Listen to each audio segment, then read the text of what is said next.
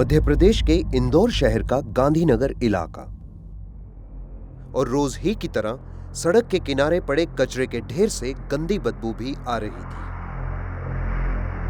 लेकिन आज उस कचरे के ढेर में एक बड़ा सा थैला भी था, जिसे बाहर लटकता हुआ एक इंसानी हाथ बहुत रहस्यमयी और खौफनाक लग रहा था। वहां से गुजरते हुए एक आदमी का ध्यान उस थैले पर गया और उत्सुकता की वजह से देखते ही देखते वहां लोगों की भीड़ जमा हो गई। डर की वजह से कोई भी उस थैले को छूने की हिम्मत नहीं कर पा रहा था। उसी वक्त एरोड्रोम इलाके के पुलिस थाने को इस संदिग्ध थैले के बारे में सूचित किया गया। सर, कोई मेल है और बॉडी में कपड़े भी नहीं है और क्या? और इसका तो सर भी नहीं है। ये हटाओ।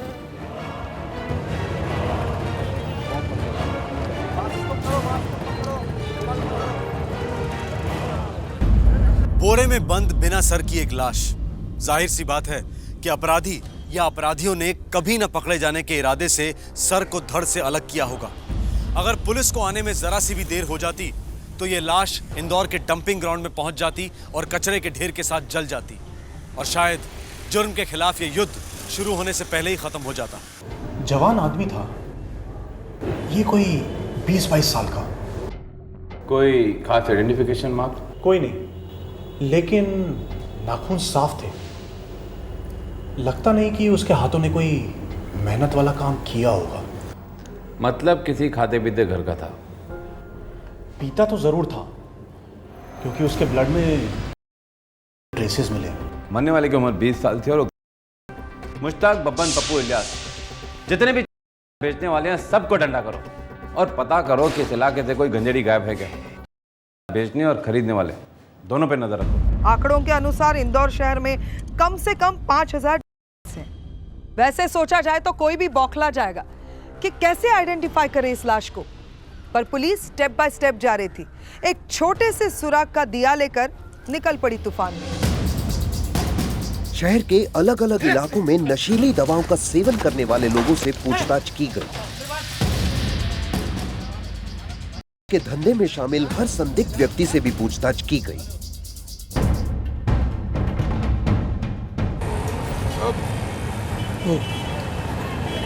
इस इलाके में से कोई भी पुराना पापी या गंजेड़िया ना गायब नहीं हो सकता। मैं काम करता हूँ, मैं बगल में जाके देखता हूँ।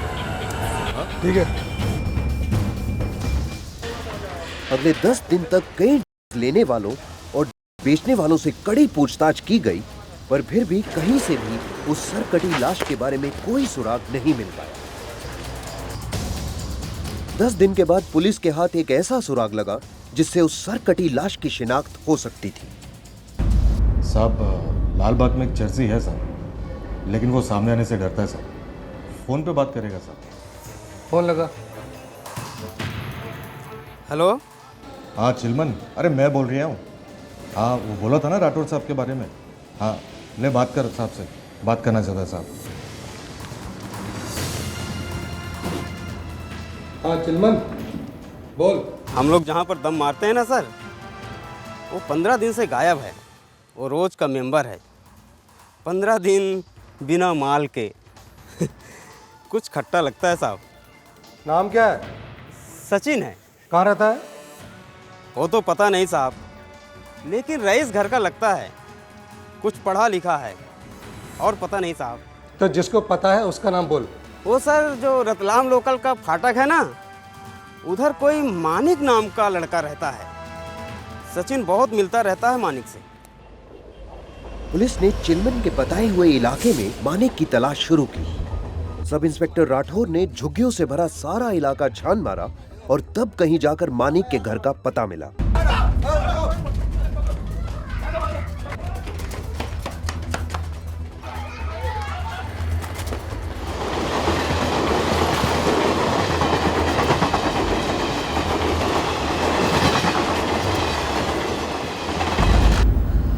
माँ कसम साहब, मैंने सचिन के साथ सिर्फ चिलम सुलगाई है, बाकी कुछ नहीं मालूम मेरे को।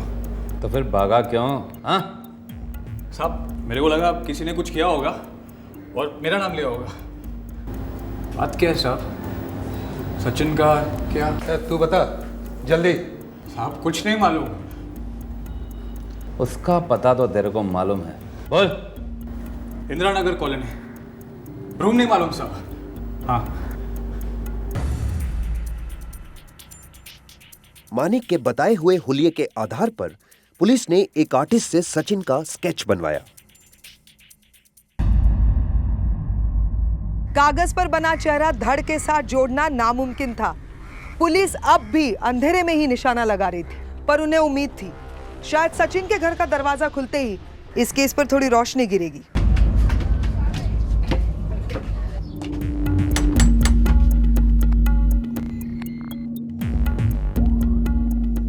जी, क्या नाम है आपका? काम क्या है? सचिन यहाँ रहता है। सचिन? क्या हुआ है सचिन को? क्या लगता है वो आपका? क्या लगता है मतलब? बीवी हो उसकी? वैसे सचिन का क्या हुआ? जरा बताएंगे भी? कहाँ मिलेगा वो इस वक्त? गाँव गए हैं, आता ही होगा आज। देखिए जो भी हुआ है सच सच बताइए। हमें नहीं पता।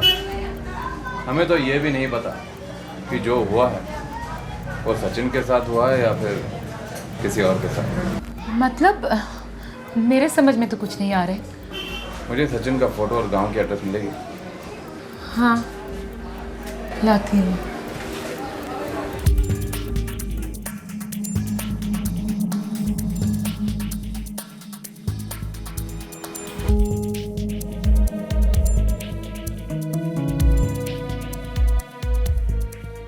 जी, फोटो और गांव का एड्रेस।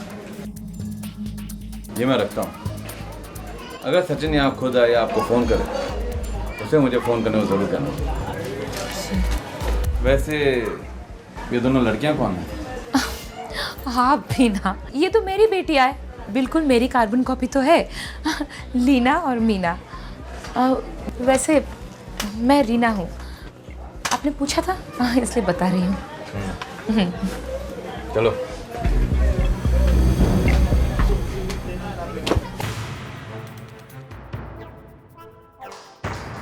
क्या नखरे हैं सर, देखो तो।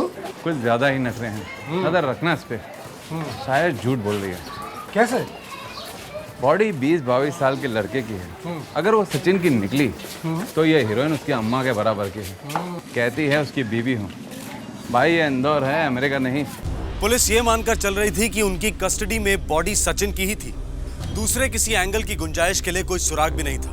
पर अगले ही दिन पुलिस को सुराग मिला और इस सुराग ने पुलिस के संदेह को हकीकत में बदल दिया। अगले दिन पास ही के इलाके में एक कचरा बीनने वाला तालाब के पास पड़े कूड़े के ढेर से जब कचरा बीन रहा था, उसे उस कूड़े के ढेर में ठीक वैसा ही एक थैला दिखा जिस थैले से कुछ दिन पहले वो सरकटी लाश बरामद हुई थी। थैला खोला गया तो उसमें एक आदमी का कटा हुआ सर था।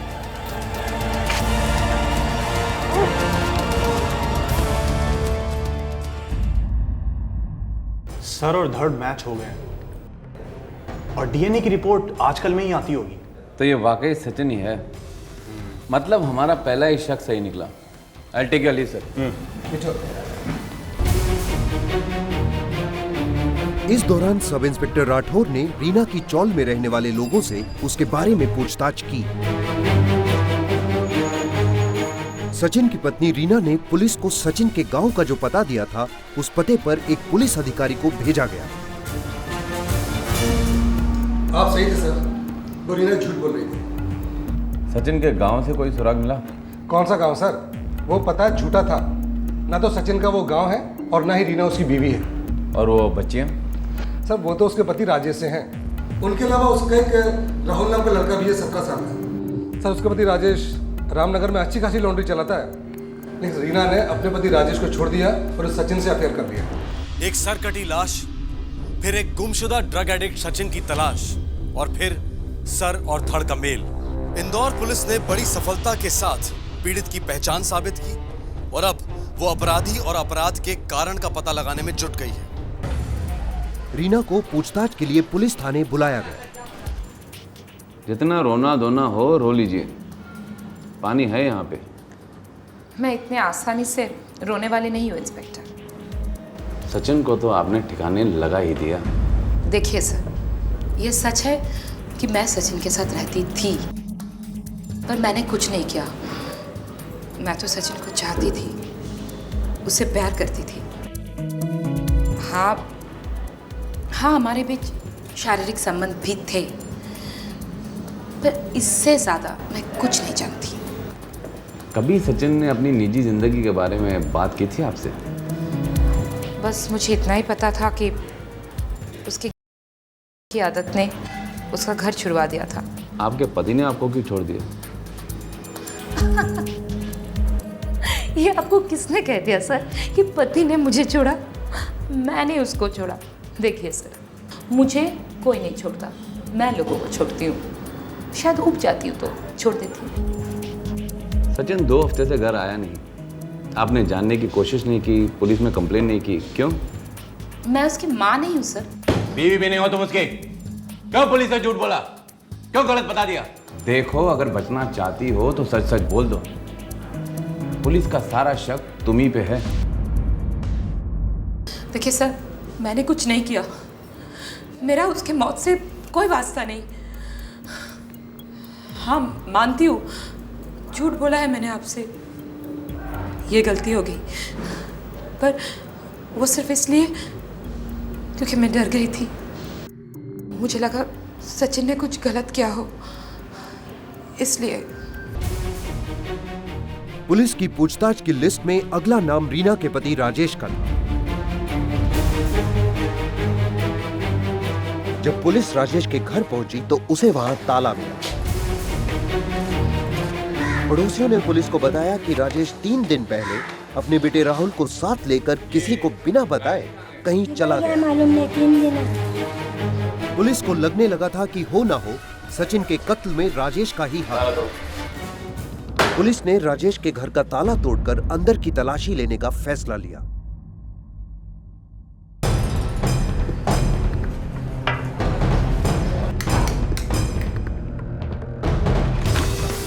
पुलिस के हाथ राजेश की एक डायरी लगी, जिससे इस मामले से जुड़ी काफी बातों का खुलासा हुआ। राजेश ने हर उस तकलीफ का जिक्र उस डायरी में कर रखा था जिससे वो गुजर रहा था। ये तकलीफें खास तौर से राजेश और उसकी पत्नी रीना की शादीशुदा जिंदगी से जुड़ी हुई थी। मेरी जिंदगी बड़ी अच्छी चल रही है। मेरी लॉन्ड्री का बिजनेस अच्छा चल रहा है और उसका इस इलाके में काफी नाम भी है। राम राम राजेश। राम राम, कैसे हो नीरज? हर कोई मुझे बहुत इज्जत से देखता है। कैसे हो भाई?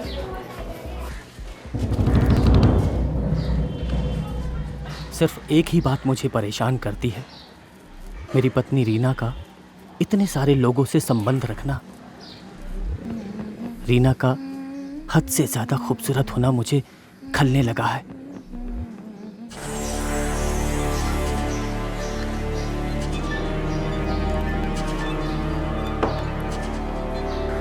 तुम बहुत सुंदर हो। पता है? किसने बताया? किसी खास दोस्त ने जो दोपहर में तुमसे मिलने आता है, चोरी छुपे? वो तुम पर तरस खाता है। खुले आम आएगा तो नजर मिला पाओगे उससे। है ताकत? मतलब कोई आता है? मतलब तुम मेरी जासूसी करते हो, जवान मर्दों से जलते हो और उसकी भड़ास मुझ पर निकालते हो। देखो, जो बात तुम्हें है नहीं वो है नहीं। तुम अपनी लॉन्ड्री संभालो, वो याद है तुम्हें। वो मेरे सवालों का कभी भी सीधा जवाब नहीं देती थी। मेरी गैर हाजिरी में घर में अक्सर लोग आते जाते थे। इस बात से मैं बहुत परेशान था। कई बार मुझे लगता कि रीना के इन लोगों से शारीरिक संबंध भी थे। सर, राजेश का पता चल गया है सर। वो अपने गांव में है। उसके साथ उसका बेटा राहुल भी है। तुरंत एक टीम को भेजो। शायद राजेश ने ही सचिन का कत्ल किया है। राजेश की डायरी इस जुर्म को अंधेरे से रोशनी में लेकर आई। काफी कुछ चीजों का खुलासा हुआ, जैसे स्मार्ट और हैंडसम सचिन रीना को पहली बार राजेश की ही लॉन्ड्री में मिला था। सचिन का लॉन्ड्री पर कोई काम नहीं था। वो वहां से गुजर रहा था और उसकी मुलाकात रीना से हुई। वो उनका जोर जोर से हंसना, उनकी लंबी लंबी मुलाकातें, ये सब मुझसे बर्दाश्त नहीं होता था। लेकिन मेरे होने या ना होने से रीना और सचिन को कोई फर्क नहीं पड़ता था। आसपास के लोगों ने खुलेआम इस बारे में बातें करना शुरू कर दिया था। रीना से कुछ कह नहीं पा रहा था, इस डर से कि कहीं वो जलील ना कर दे। और सीधे सचिन से मेरी बात करने की हिम्मत नहीं थी। मैं अंदर ही अंदर सुलगता रहा। मैंने रीना से इस बारे में कोई बात नहीं की। मुझे लगा कि वो अपनी जिम्मेदारियों को समझ के खुद ही संभल जाएगी। पर एक दिन जब मैं घर लौटा तो हैरान रह गया। रीना घर पर नहीं थी। मेरी पीठ पीछे अब तक जो कुछ कर रही थी वो मुझे मालूम था, लेकिन उसके साथ साथ मेरी दोनों बेटियों का भी घर से गायब होना मुझे किसी शंका में डाल रहा था। जाते हुए रीना एक खत छोड़ गई थी कि वो मुझे हमेशा के लिए छोड़कर जा रही है। इस बात ने मुझे तोड़कर रख दिया।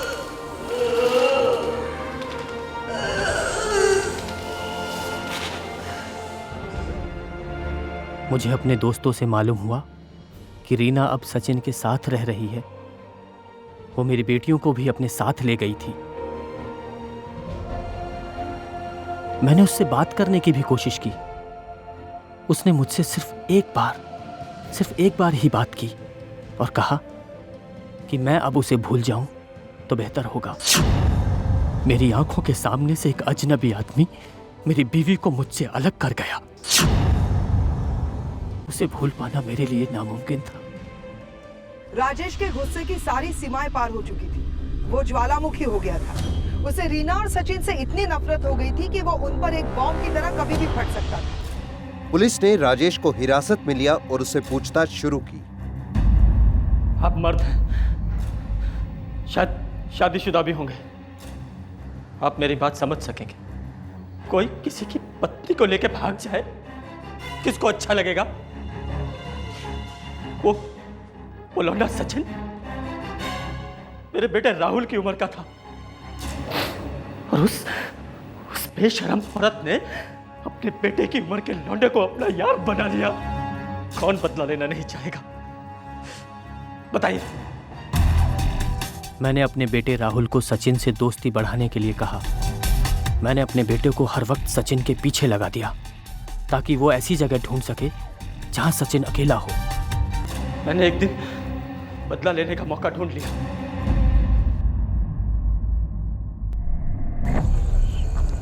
सचिन पर उस वक्त तक काफी नशा चढ़ चुका था। मैं उस सचिन को हमेशा के लिए ठिकाने लगा देना चाहता था जिसकी वजह से मेरी जिंदगी नर्क बन गई थी। हाथों में कुल्हाड़ी को ऐसे पकड़ा और चला दी। सारा अलग कर दिया साले का। न मर्द लगता हूं मैं। कोई भी मुझे कुचल कर चला जाए और मैं कुछ ना करूं,